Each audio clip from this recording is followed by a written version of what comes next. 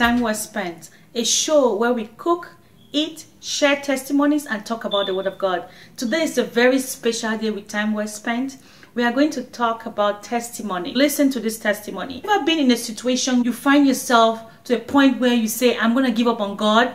But I'll shock you today. I want to let you know that God is always there. He will never leave you nor forsake you. Today we have with us a friend, a brother. He's going to share with us his testimony to show us that God is always there. Today in the show, I want to welcome my brother Owen. Welcome to Time Well Spent. Thank you. Thank you for inviting me. I'm so happy you came to spend time with us. Have you ever gone through that situation where you say, okay, I'm done with God? Well, yes, and it was recently. When that situation happened, I was really down, and I feel like God just turned his back on me. That's right. And I was lost for a little bit, but then I remember and how I found the Lord and how I've tasted his goodness, like it says on Peter, that, you know, taste and see that the Lord is good, and I've tasted his goodness, and I want to taste more of that goodness, and that's the only hope that I'm holding on to right now. Yes, I know. One time in your life, you shared with me some challenges that you went through, and I know you overcame them. What did you use to overcome some of those trials and tribulations? For people that was going through drugs, addiction, and, you know,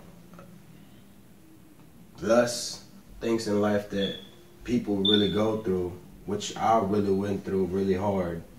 And it came to a point where I'm already a believer and I've already tasted the Lord's goodness, but I'm still stuck in my ways with, you know, substance abuse and all that. And honestly, the turning point in my life was in 2015 when I met you. I met you, and you introduced me to Pastor Kevin, and he prayed on me. And I don't know, it didn't happen right away, but maybe a couple of weeks or days, I had a little breakthrough, and ever since then, I've kind of crossed over from where I was, because I was really in a bad place at that time. And if I were to continue on that path and I didn't break away from those chains, who knows what would have happened. Thank you so much. So, brother, tell me, I love when you said it didn't happen immediately. Because most Christians today, they think that when you pray to God, it happens right away. Well, as I've experienced, you know, I'm a very ambitious, and majority of the time it never goes to the time that I want.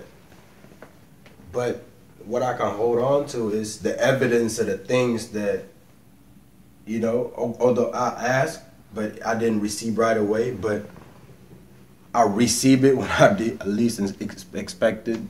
And praise God. I've had track of that and what he has done. And in anybody's life, if you have a past where he has saved you or he has redeemed you in certain things that you can keep track on, and that's the only hope that you can really hold on to, and trust that he will fulfill his promises in due time. Amen. Amen. I like the way you are honest that it didn't happen at your time. That's what the Bible says. He says he will answer you at his time. It has to be in his will.